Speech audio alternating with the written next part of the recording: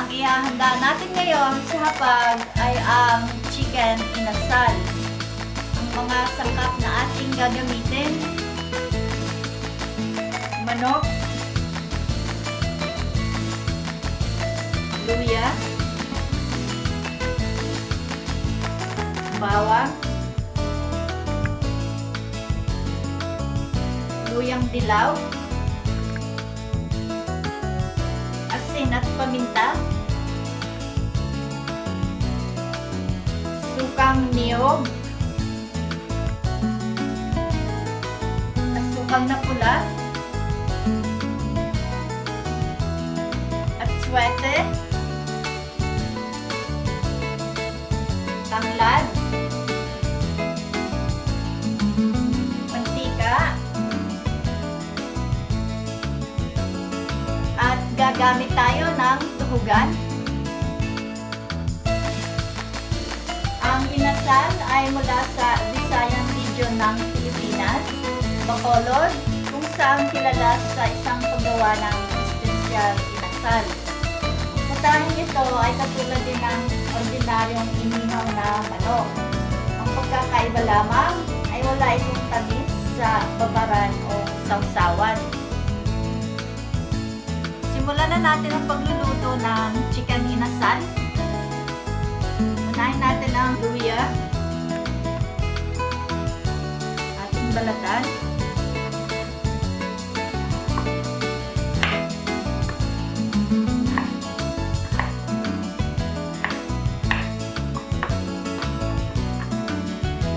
ang luyang dilaw,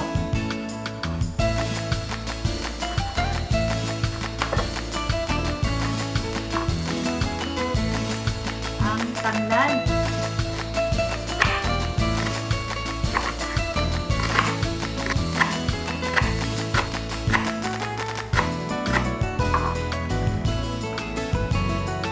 ang bawang,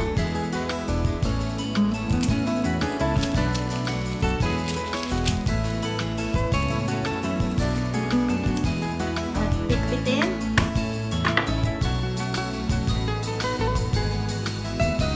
ngayong napagsama-sama na natin ang lahat ng sangkap,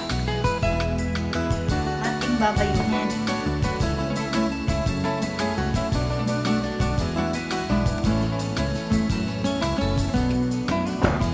Maaari din tayong gumamit ng blender para sa paggawa ng marinade base. Matapos nating madikdik lahat ng tanglad, luya, bawang at luyang dilaw, ihahalo na natin ito sa manok kasama ang mga nalalabing sangkap.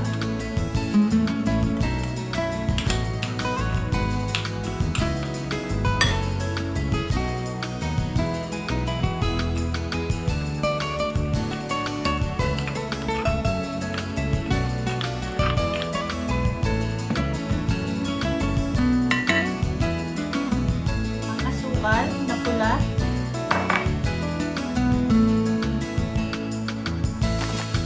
asin at paminta,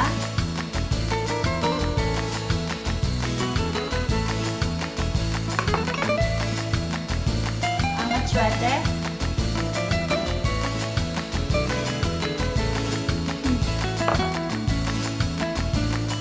ang mantika,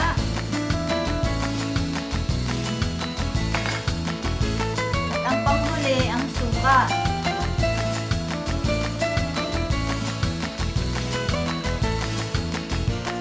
Bababad natin ito ng 1 oras.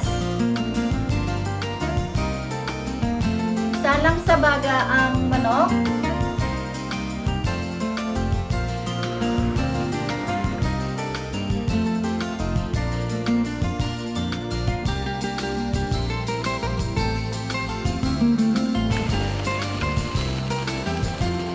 Pahiran ng tinimplahang atsuete at mantika ang manok.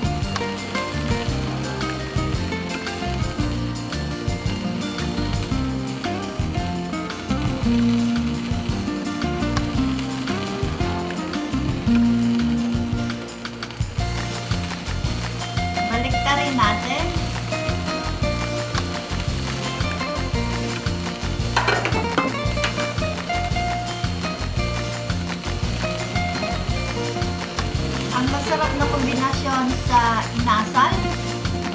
insalada, ginayat na kamatis at cilantro, o insaladang gulay. Ito na ang ating chicken inasal. Sana magustuhan ninyo.